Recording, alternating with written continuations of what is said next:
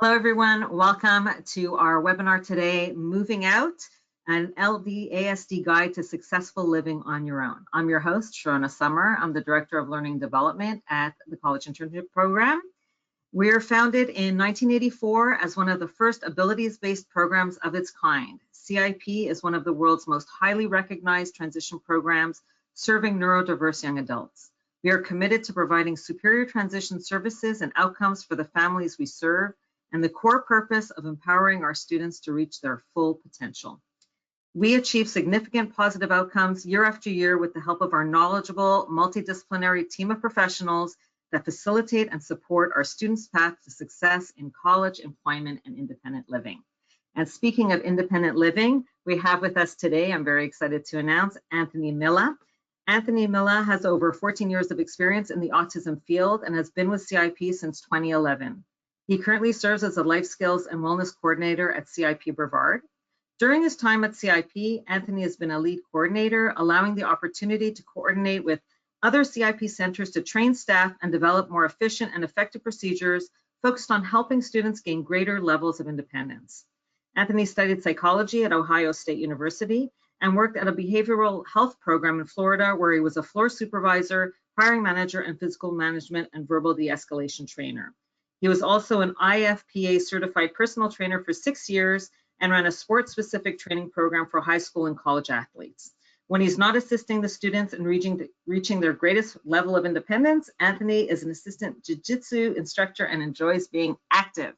So thank you so much for joining us. We're very happy to have you, and we'll get started. All right, thank you, Sharona.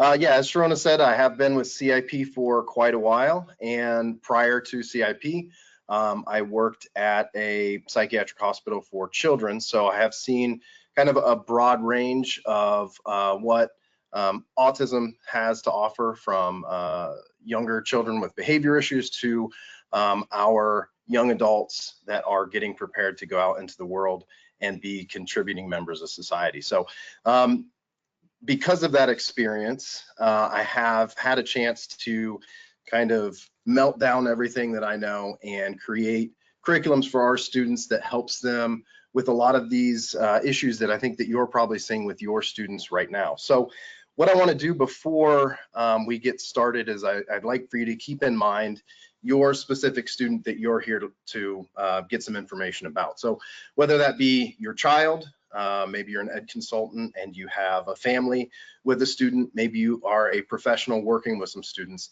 It's important to make these connections, and I think that it helps when getting all of this information to be able to grab the stuff that really matters to you. So think about that student, think about their strengths, think about some of their weaknesses, and as we go through, feel free to make some notes specific to that student. There is going to be a lot of information here. Some of it's going to be relevant for you, some of it might not. It's all good information to have, but I think if you can make that connection as I speak, it's going to be easier for you to get as much value out of this as possible. So our objectives today are to learn what competencies are necessary for living on your own, identify supports and resources needed for a successful transition, and learn to set realistic and measurable goals. Okay, so if you have a student on the spectrum, or if you have a student with any kind of learning disabilities, you've probably heard about executive functioning. It's probably something that comes up all the time. And there are a lot of executive functions. We have a great executive functioning or executive functions instructor here named Ryan Therial that also does webinars. If you see those come up, she does an excellent job with that. I've picked out 2 specific executive functions that I find specifically with life skills tends to hold our students back. So no matter how much knowledge your student has on cleaning up after themselves, doing their laundry, even having routines that they like to follow, if they're struggling with things like activation and task initiation, it's hard to get past that to those actual skills. So before we talk about the skills themselves, let's talk about what might be holding your student back from being successful and making that transition. The first one being activation. So this is going to be organizing and planning, getting the materials needed to complete a task, prioritizing, and just getting started on the task itself. Task initiation specifically is the ability to begin a task in an efficient and timely manner without prompts or procrastinating. You guys have, I'm sure, seen this a million times with your students. You ask them to clean their room, you've talked to them about cleaning their room, and they can't start unless you're there to prompt. That's great, but the activation and task initiation is important because you're not always going to be there. The idea is for the students to get out into the community on their own, and they have to be able to initiate these tasks independently. So when we look at the things that we're talking about today, keep in mind, I'll try to give you guys some strategies on ways that we can work past or work through these activation and task initiation issues, because we don't want the students to be dependent on you. We're looking for independence. And so that means eventually taking you out of the equation and making sure that your students can do these things independently.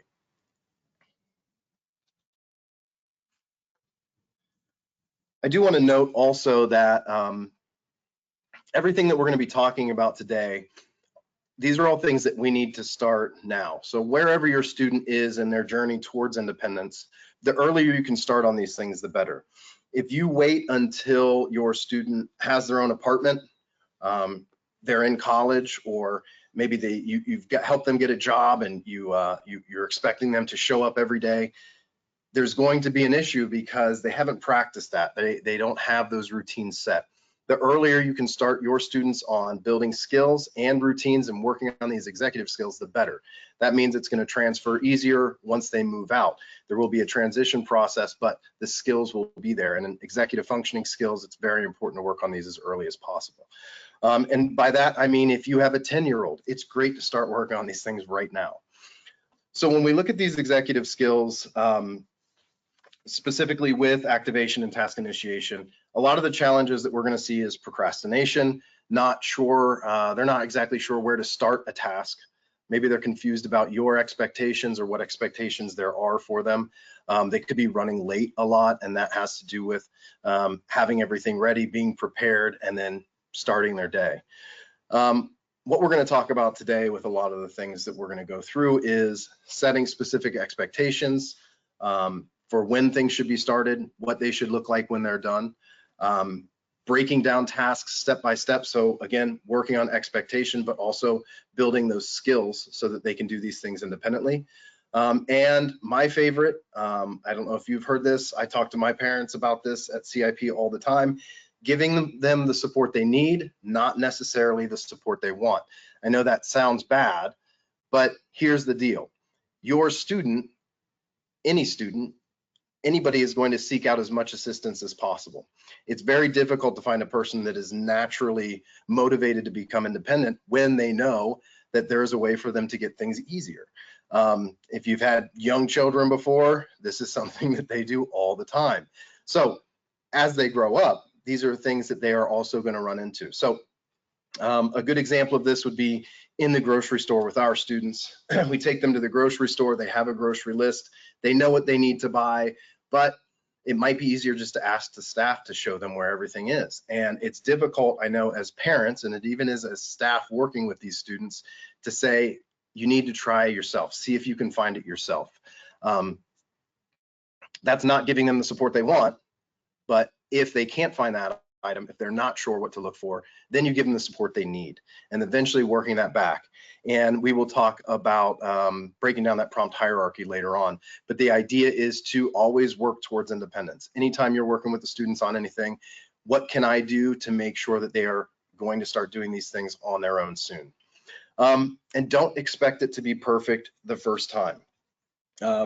We had a student years ago that was here, and he always had these great speeches. And I remember one of the speeches, he talked about failing better. So it wasn't the idea that, you know, he would learn a skill and he would practice a little bit and he would get it perfect. It's that every time he learned a skill and practiced it and failed at it, he would fail a little bit better each time. So make sure that we're not having this unrealistic expectation that you're going to teach a skill or help them with a skill and that it's going to be perfect the first time they do it. It's going to be very difficult for them to implement these things right away, to get it right the first time. We need to make sure that we are reinforcing any positive behavior or any positive movement in the right direction. That's what we're looking for. It's also important to understand your student. So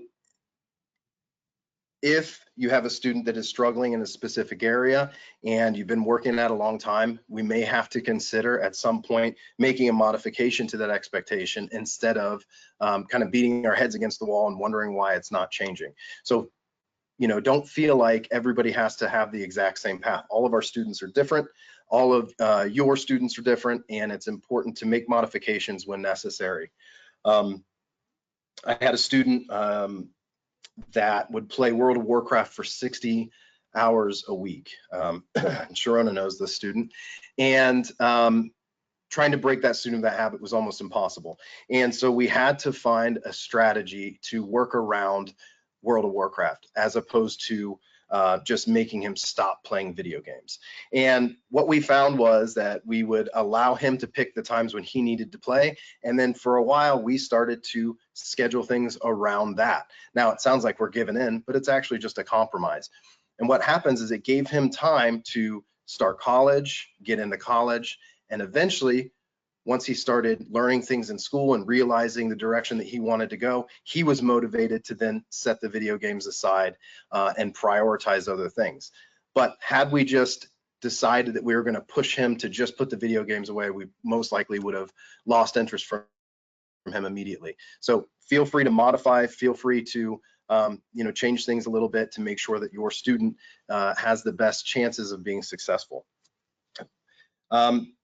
They may always need some support in that area, and that's something to consider as they're moving out.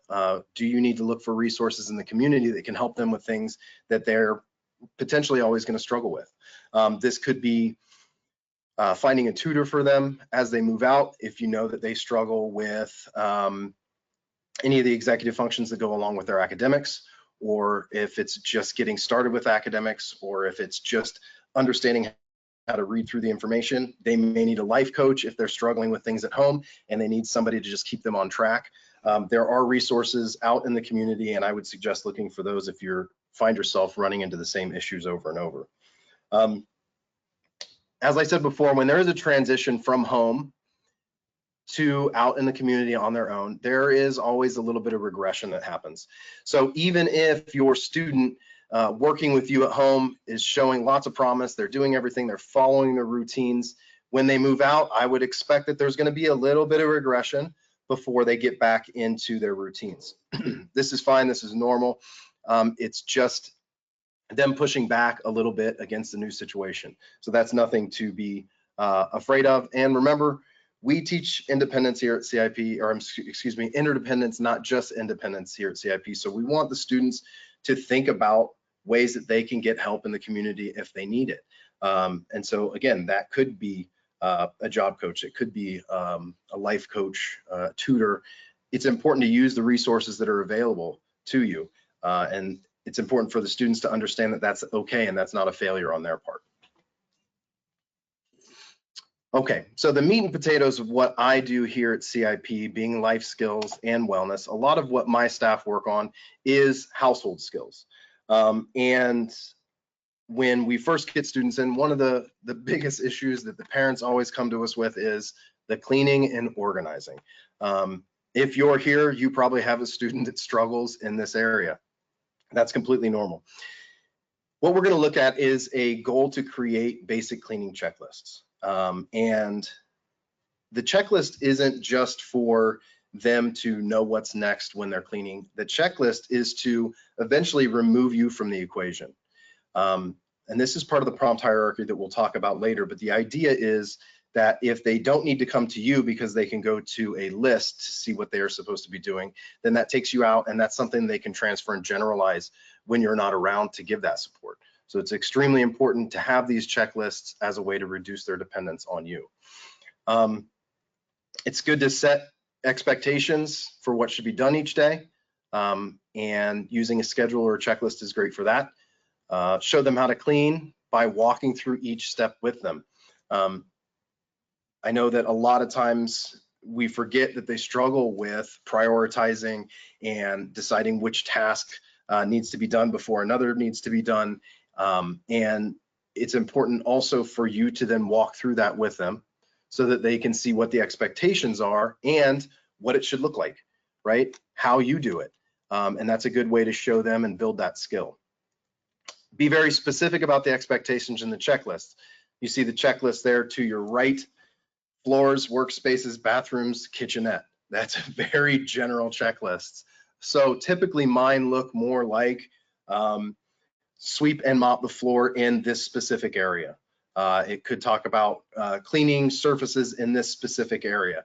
And as your student needs more specifics, what products to use, when they should be doing it, all that can go on there also. We also have students that struggle a little bit with time management, and that could look like asking a student to clean their bathroom using a checklist and it take them 40 minutes. In those cases, you might even set time for each task. You can use egg timers. That's what I give to my staff to work on the time management skills in this particular area.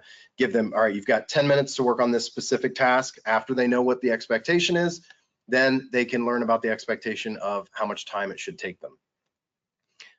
And another issue that we run into quite a bit is just cleaning and organizing. Specifically, a bedroom can be very overwhelming, especially if you start with a big dirty bedroom, right? They look at that and they're like, there's no way I'll ever get through this. This happens with dishes as well. Have you ever gone to the sink and you have this big pile of dishes? You're like, this is going to take me forever, right? That is kind of catastrophizing the situation, and the best way to break that down is to break everything up into sections and work on it piece by piece instead of looking at it as a whole and thinking I have to do this whole thing. And so that's why I think breaking things down by section is important to help your student not get overwhelmed so quickly.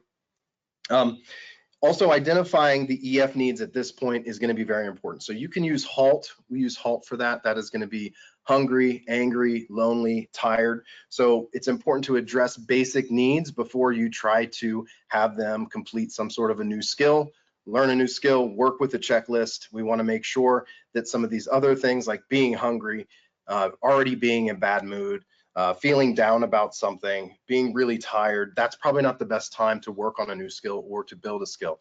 So what can you do to mitigate that?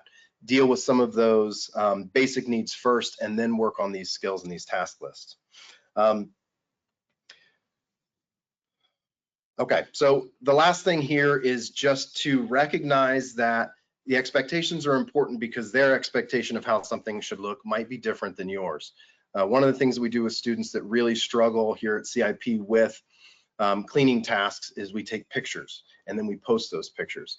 So what I would do, if you're working with your student, teaching them how to clean a room, working on building one of these checklists, when you're done, take a picture of that room, post it in their room.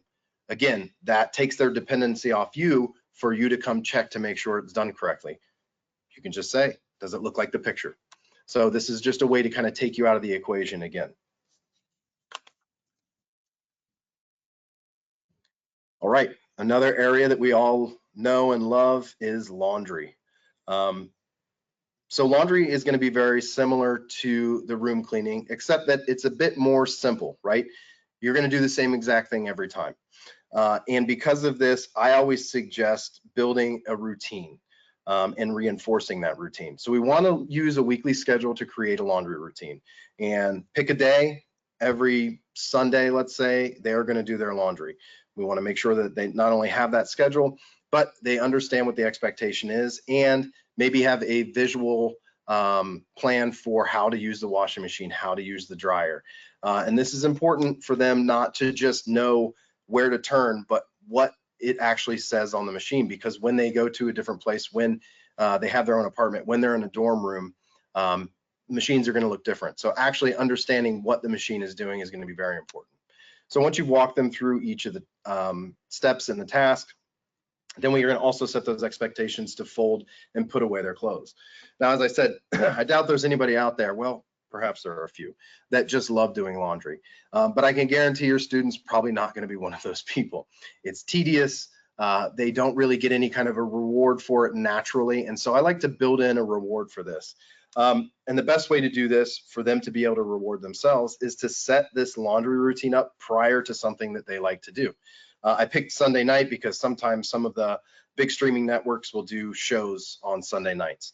And so if you set this laundry routine up prior to that show, then they'll feel like they're earning the time to watch that show by completing their laundry. And so it's a built-in reward for them, because remember, the idea is that they move out, they're independent. You're not necessarily there to provide some sort of tangible reward. So we need to find rewards that they can find for themselves. And this is a great way to do it.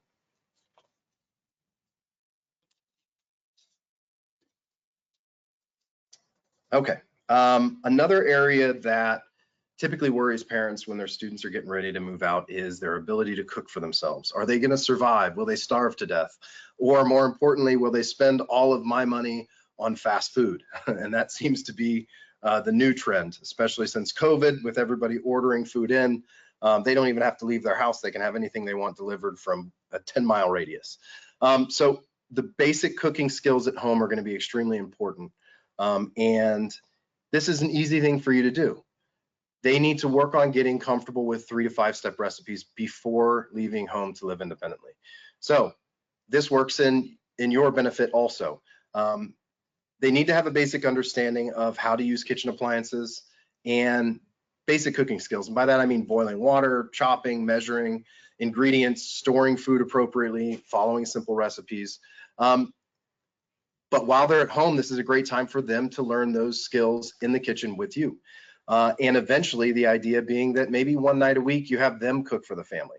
And this is going to not only build the skills, but also build the confidence. And we're going to keep going back to this, but build a routine around cooking for themselves. If you just send your student out, you haven't worked on cooking skills, you haven't discussed menu planning, grocery shopping with them, then when they get out on their own, the easiest thing for them to do is just going to be to order food, not eat cereal 7 days a week for dinner, whatever the case is. So we want to work on these skills now. And as I said before, even if you have a 10-year-old, this is a great time to start with the cooking. It helps you out because now you have somebody to help you in the kitchen, and eventually maybe you have somebody to cook dinner for you, which is good for parents. Take that stress off of you at least one night a week.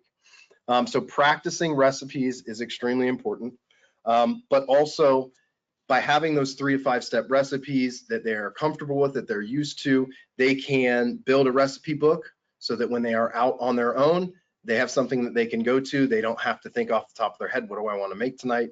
What do I want to get at the grocery store? They're already going to have that set. And then I always suggest that parents, when they send their students to CIP, they send them with some of their students' favorite recipes that they make. So that could be something that you work on with your student also. That's also reinforcing for them, right? They know that they like that food. They remember how much they liked it when you made it, and it gives them an opportunity to make that food and then have something that they already know that they're going to like while they're living on their own. All right, so communication and social interactions is definitely an area that is difficult right off the bat for students, especially if most of their social interactions right now are with you at home, and maybe a small group of people, because once they're out on their own, they're going to have this whole community that they need to work on communicating with. They're going to have social interactions with these people, whether they like it or not. It's almost impossible today to go through life without having social interactions with others in the community. So we want to prepare for success, for successful communication with roommates, relationships, and others in the community.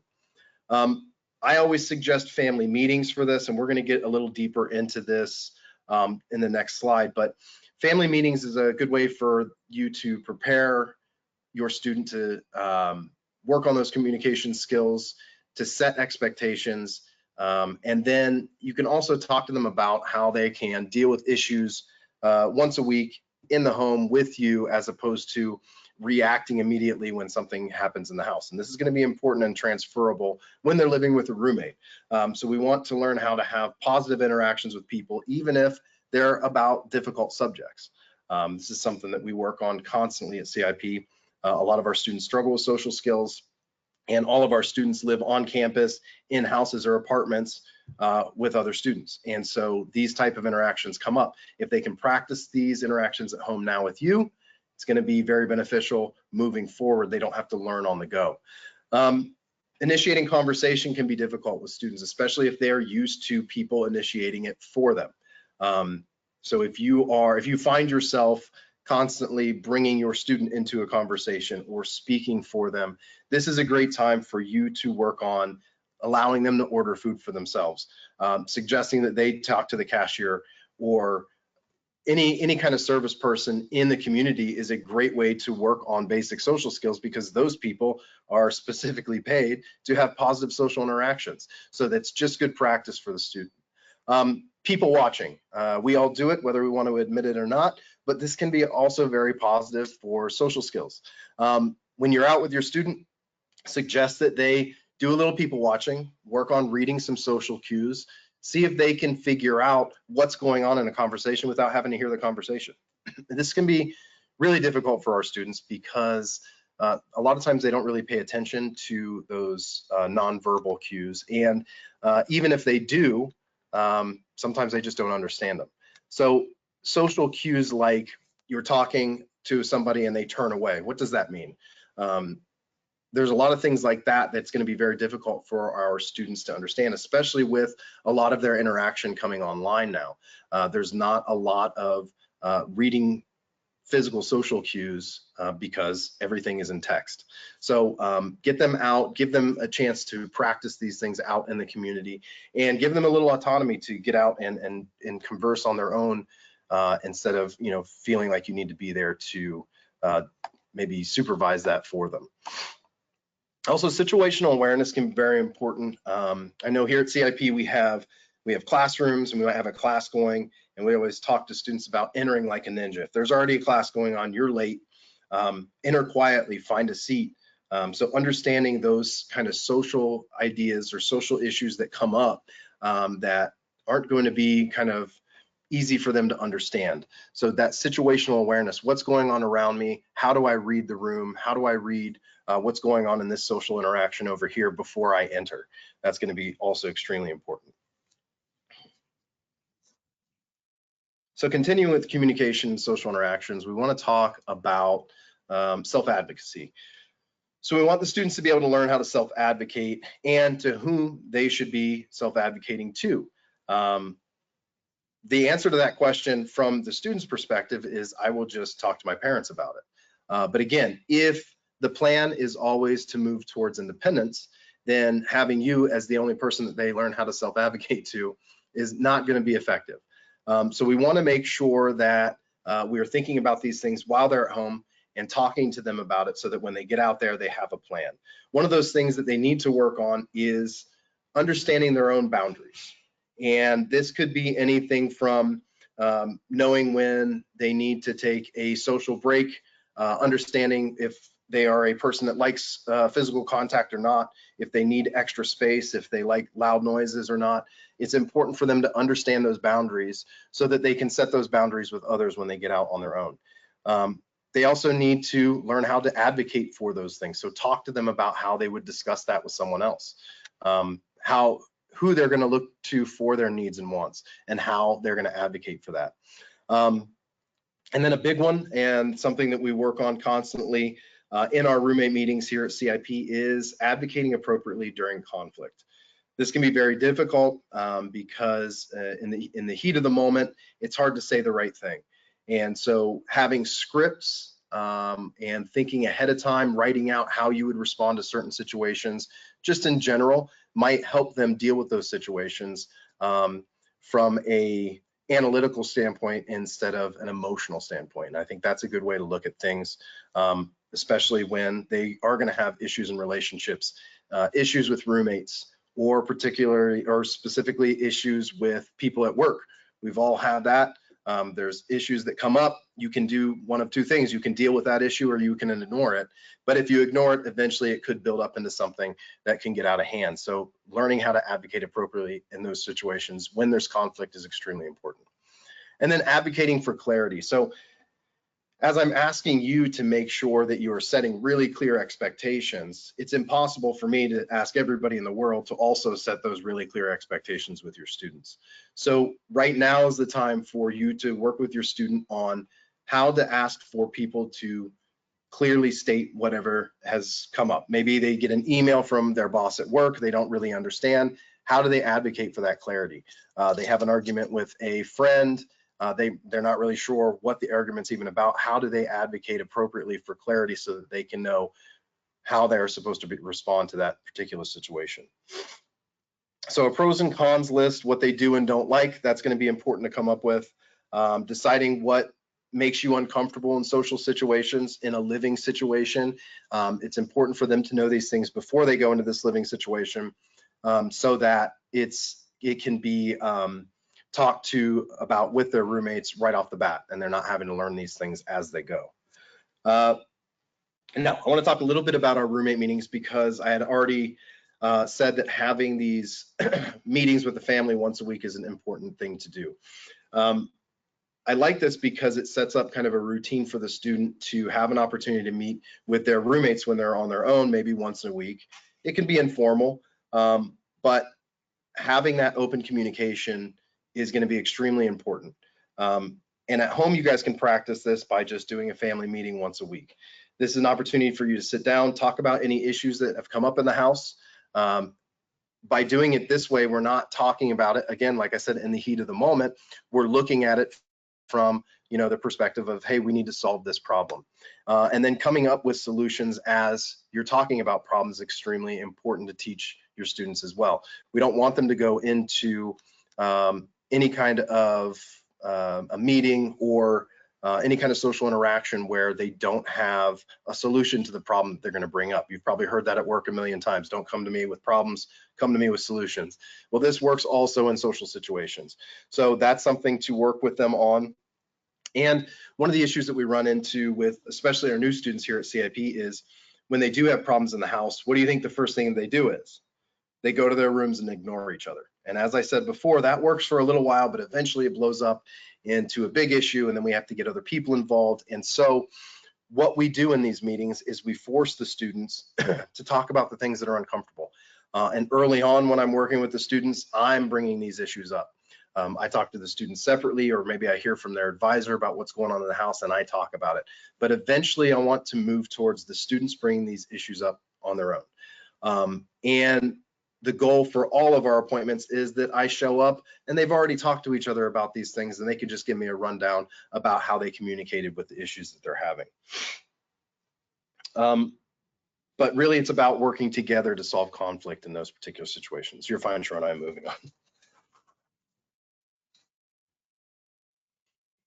All right, now, finding social opportunities can also be a big struggle for students as well, because it means taking that step into the unknown, doing things that you're not comfortable with. Because a lot of times when the students have been at home, any of their social interactions have been online or maybe set up by the parents or someone else in the community that is trying to help them out. Now, once they get out on their own, they need to find a way to build these social connections, make friends on their own. And it's important to help them now think about the different ways that they can do that and the different places that they can do that. So we want to look at all of the areas where there's potential social interactions that we can make friends, just have regular social interaction with people, which is important. But if we're looking at school for the students that are heading into college, but really any school, that's a great place to meet people. Work, of course, we don't want to make that just a social place, but it gives us an opportunity to maybe meet people we haven't had a chance to meet before. You're still going to be working side by side with that person, and it's a good way to work on your social interactions, and of course the conflict resolution as well sometimes. If we look at social clubs, so maybe if they are in college, there's social clubs that college has available, and we want to give the students an opportunity to see what those social clubs are, think about if that's something they would be interested in. And right now, while they're at home with you, this is a good time for you to help them look for some of these things, because it might not be something that they're really willing to do right off the bat when they're out there on their own. So starting some of these expectations for social interactions in these areas now is a good way for them to kind of build those skills and then transfer those and generalize it to when they're living on their own. If you have a student that's part of a minority group, there's going to be social opportunities there out in the community. And then online social interactions, specifically I'm talking about things like Meetup, and that's going to be where they meet with people online that have similar interests, and then they make plans to go out into the community. I know that sounds scary, and we're going to talk about online safety here in a second, but it is a great way for like-minded people to meet when they may not have that opportunity otherwise. And then, of course, special interest groups, comic book stores, video game stores, movies, if there's any kind of way that they can interact with people that have those same interests. We had 3 students here at CIP that while they were here, they found a comic book store that's nearby that specializes in, tabletop gaming and anime and comic books, and it's a lot of interest that our students at that time had. And they would go on a regular basis for special events that they had. And now, years later, after those students have graduated CIP, they have jobs out in the community. If you look on the Facebook page for that comic book store, I still see those faces when they're taking pictures of these events. So what they can work on now is finding these places and starting to maybe go to some of these groups, and it can be really lasting for the students. They can find that group that they're looking for of similarly minded people.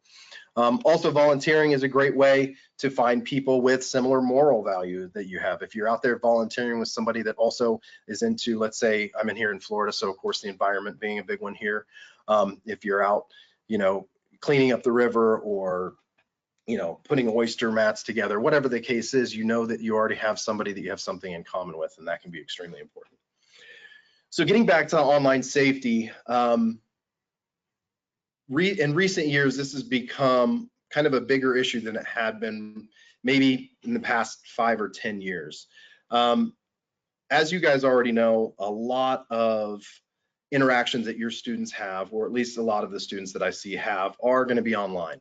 That's pretty normal at this point. However, there are different ways that students are meeting with people that may be a little scary for you as far as safety goes. Now, I've put in here a link to a website that goes over internet safety, and I would suggest sitting down with your student prior to them leaving the house and talking about some of these safety concerns that you may have, because they've grown up with the computer, with the interaction with people online constantly. So they may not see some of these things as safety issues, and I'm sure that you as parents do. So online groups like dating websites, whether you like it or not, that is the way people meet and date now. It is just, whether they're doing it now at home, I don't know, but when they get out on their own, maybe they're having trouble meeting people, this is an easy way for them to meet people and find dates. And so talking now to them about that is extremely important. There's also some apps and websites where they kind of have these stranger meetup sites like Omegle and Chat Roulette, where just random people will show up and they can talk to them. These websites, especially the no pay dating websites and these stranger meetup sites, there's no registration, so there's always a potential for predators. If your student is going to do online dating, I would always suggest a paid online dating, because there's a better chance for safety and security on those. And I know it's difficult as parents to think about your student getting into the online dating, or going and meeting random people out in the community, and we will talk about safety next, but it's important to discuss that with them and not ignore it, because it's going to be there. It's always an option for them. And so ignoring it's not the way to go. Use a website, find some safety tips, and talk to your student, even if it's a difficult conversation. Okay. So as I said, we're going to discuss personal safety skills a little bit. I know that when students move out on their own, whether they can cook for themselves or clean up after themselves, I know you probably think, they're going to struggle with that. But one of the main concerns is just safety. How do I make sure that my student is not going to end up in an emergency room, or be lost for a night and I don't know where they're at, or have some sort of catastrophe happen in the house? Personal safety skills are extremely important. We're going to talk about creating an emergency contact sheet. But first, we want to talk about what some of those safety issues could be. One that I work on all the time with the students that gets overlooked quite often is food safety. So this is things like making sure your counters are clean, making sure that you're washing your hands, making sure that you are putting your food away appropriately, and making sure that you're going through your fridge on a regular basis and pulling out food that's gone bad. This is something that's overlooked all the time. I have students that will leave food out overnight and then go to eat it again, and then we have to go, no, no, no, no, that's no good anymore. Or we'll have students that'll, finish a plate of food and they'll just stick that plate of food in the refrigerator, not cover it, not put it in a separate container. And then of course with our cooking, we also do cooking appointments here at CIP where we work on cooking skills with students. A lot of what we see is just the cross-contamination, and these things typically aren't the end of the world, but it can be pretty rough on the students. Food poisoning is a serious thing. We want to make sure that we're avoiding this the best that we can. So this is something, when you have the students working on those cooking skills in the kitchen with you, that you're not, glancing over these food safety skills, but you're actually working with them on it. And then just generally being prepared for the fact that there could be emergencies. If you don't discuss this with your student, they're going to go out there and assume everything's going to be great. Remember, any kind of emergencies that happened as a kid, they just depended on you to deal with. And so now is the time to discuss with them what they need to think about, what kind of things could happen. You don't want to scare them, but at the same time, you want to send them out there with all the necessary knowledge that they need to be successful. So when we talk about big emergencies, we're talking about natural disasters, fire, and other safety concerns. So think about natural. I'm here in Florida. I'm sure you guys are from all over, but in Florida, we have to think about hurricanes. And this is a big one because depending on the category of the hurricane, there could be, shelter in place. There could be find a shelter somewhere. There could be get the heck out of Florida. And so the students need to understand that these are potential issues that they could run into, and they need to have a plan for how to deal with it. In all of our houses and all of our residents for our students, we have an emergency hurricane plan. And so depending on the category, the student knows what's expected of them. And this is really important. It helps the students feel a little bit more comfortable when these things come up. They know that there's a plan. They understand what they're expected to do. This also means that they're not dependent on you in these situations. If something happens, some sort of a natural disaster, if you're in California and there's an earthquake, if you're up north and there's some sort of a snowstorm or something, maybe they can't get in contact with you. So if you're expecting to just be able to deal with this for the students, that's not always going to be an option. So you want to make sure that they're prepared for this. Fire, always a big one.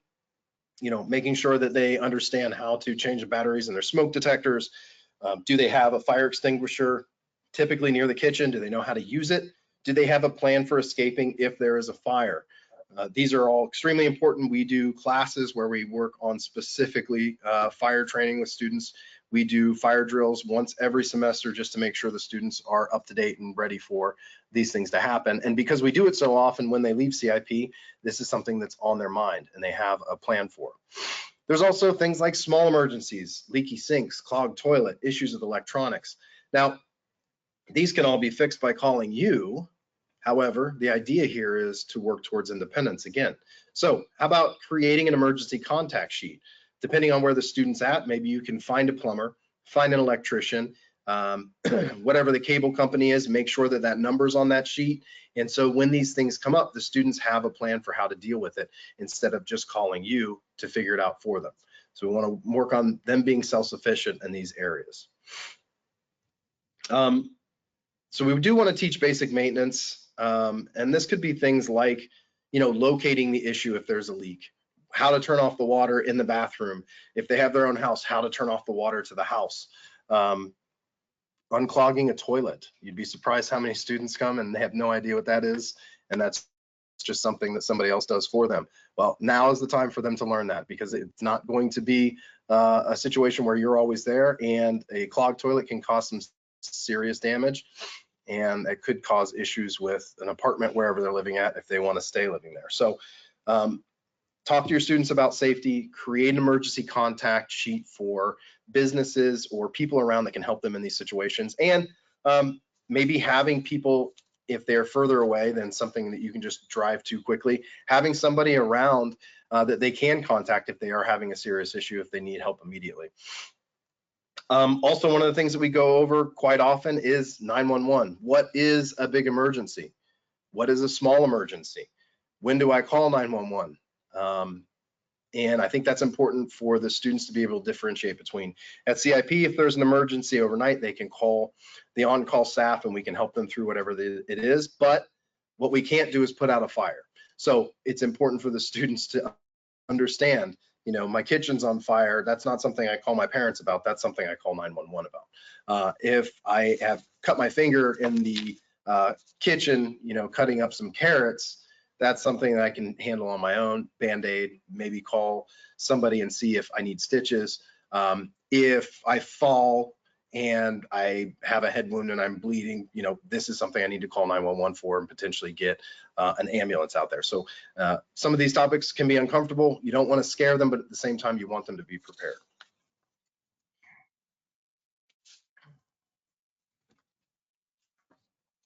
All right, so let's talk about some helpful strategies now that we've scared everybody with all of our safety concerns.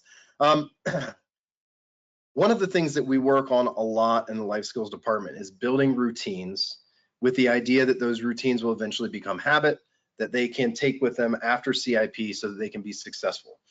And creating and maintaining routines is pivotal in your students' transition to living on their own. Now is the time to start routines, right now. Are you waking your student up in the morning? Are you reminding them to take their meds? Are you reminding them to take a shower? Are you reminding them to do their laundry? These are things that need to be part of a routine that the student can manage themselves.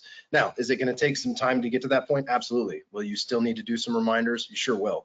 However, you still need to have that idea of independence in your mind so that you're constantly working towards having them do these things independently. Morning routines, we're talking about wake up time. How are they waking up? Are they setting an alarm on their phone? Do they have an alarm clock?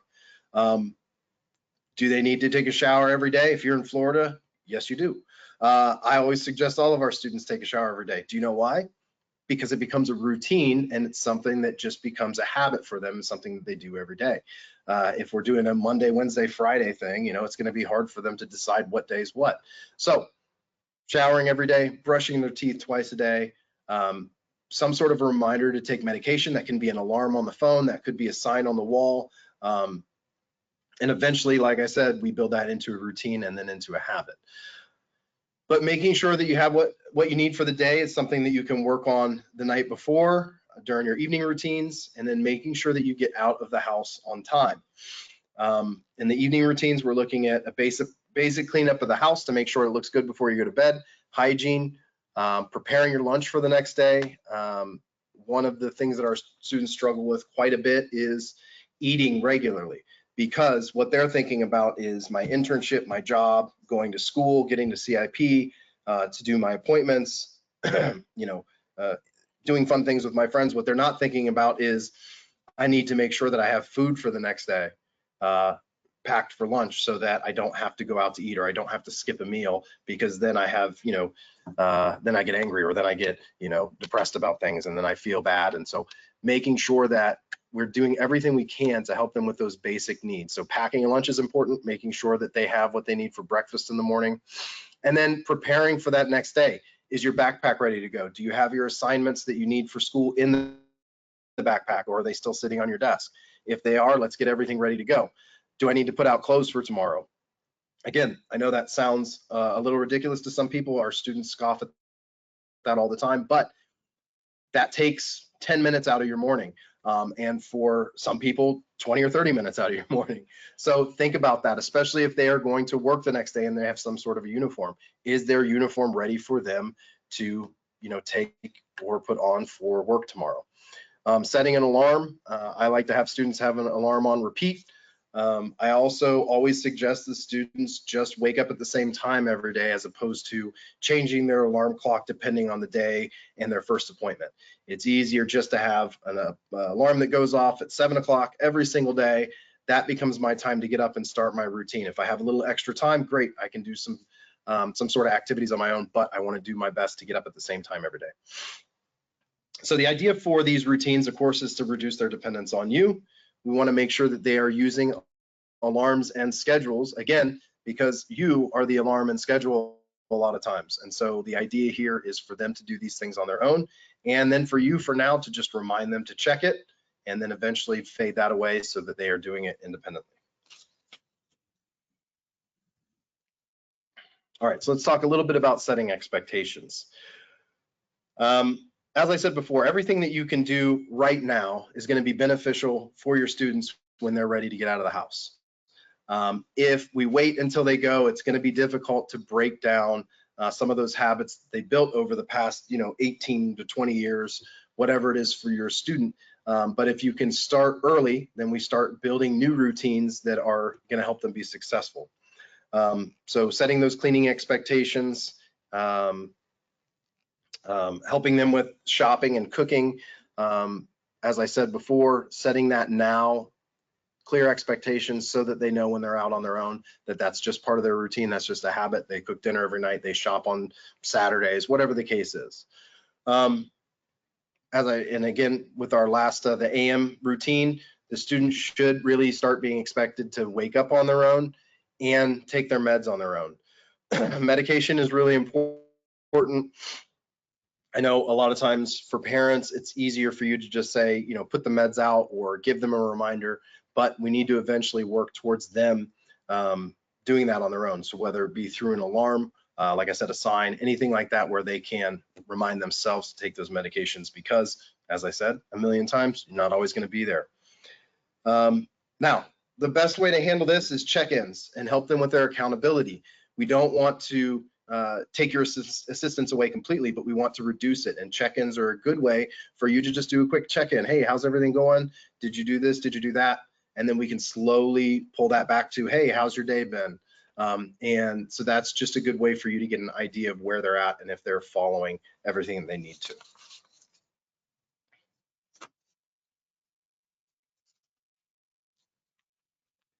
All right, the last thing for today is the prompt hierarchy. So this is something that I go over quite a bit with parents, because a lot of times parents are not aware of how much assistance that they are giving to their student. And if right now you are doing a lot for your student, it's going to be very difficult when they leave to go from maybe modeling for them or gesturally prompting for them to do things, or even constantly verbally prompting things for them, to go from that to nothing at all, right? So now is the time to reduce from that full physical prompt, which maybe you're beyond that, but the modeling might be something that you do. Hey, don't forget you need to do this over here. The gestural prompt, pointing at what they need to do, just giving them reminders. We want to work towards just the visual prompt, because that's something that they can do independently. So the verbal prompt is going to come from you. That visual prompt is going to be those checklists that we're talking about. So if we can work towards the checklists now, that is something that's transferable once they become independent. And eventually, that natural cue and independence is the routines and habits that are going to make them successful when they're out on their own. So I just think it's important, and it's difficult as parents sometimes to think about where you're actually at as far as assisting your student, and to be realistic with yourself and say, all right, maybe I am giving a little bit more assistance than I should be. And that can be hard. And the pushback that you're going to get as you reduce these prompts is going to be difficult to deal with too. But if you don't do it now, it's going to get harder and harder as the students get older and as they get closer and closer to being independent. So make sure that this is something that you're thinking about. How can I reduce my students' dependence on me for basic life skills at home right now? What can I help that student do independently so that when they leave, they're prepared? All right. I hope that was helpful. I think that we went over just about everything. I'm sure there's some things that you guys run into on a regular basis that I might have missed, but I tried to be as general as I could to kind of get everybody in there. If you have questions, I think now is the time, but I do appreciate you guys being here, and I hope that helped. Thank you, Anthony. I appreciate that. Just going to go on here. So we don't have too many questions. We only have time for one question, actually. But this one is about the social skills, and you spoke about students that need social opportunities to go out there and to really find other people to learn those skills. But what if you have a student that tends to isolate, that maybe had negative experiences, and they're not really excited to go out there and to meet new people? So what would you recommend to encourage their students to be more social and to seek out those social opportunities? Yeah, I think right now the best thing to do is, and this is what we do with our students, is give them a broad range of things that you go out and try with them. So it might require right now for you to be the one that goes out with them, that takes them to go do things, that shows them that there might be some things out there that they like that they didn't know was out there. And a lot of times that's what our students come in and they have this really small set of things that they like to do. And most of the time it's just because they haven't had opportunities to try other things. So get them out there with you, take them, be the one that initiates that and give them those opportunities. And also, you know, try to find some people that are reinforcing. Eventually maybe move that away from you and find somebody else that initiates it and takes them. It's going to be, you know, front loading a lot of the work, but just getting them comfortable being out there is going to be really important. And then, you know, programs like CIP are great because it comes with this built-in community of students and a built-in expectation of going out into the community and using those social skills that you're getting. So if you can find a community locally, I know here we have Brevard Pals and a couple other things that are specific to students with autism. They might have some things that are, you know, specific for those students. But that might also be something that's not reinforcing for your students. So try to find some things that they like to do. It's just going to be right now kind of up to you to be the one that initiates that. So if the expectation is the students just miraculously like to go out and do things on their own, it's going to take a little bit more work than that. So my suggestion is going to be take them out there, try new things. It'll be fun for you too. Yeah, and to take it slow. You know, there's no rush. We have to do it in a safe environment for them to feel safe to go out there socially, and we have to be patient in the process, and they will get there for sure. But finding like-minded peers is usually the best way to do that. So I agree with you there. So I just wanted to let everybody know that if you have any additional questions, you can email us. Our email is right here. Mine is ssommer@cipworldwide.org, and Anthony is amilla@cipbrevard.org. We also have the recording will be accessible to all of you, and if you miss it, it will be on our website, www.cipworldwide.org/events. And we look forward to hearing from you. Please send your feedback, and we're very excited that you were able to join us today. And thank you so much, Anthony, for presenting this great presentation. We appreciate it.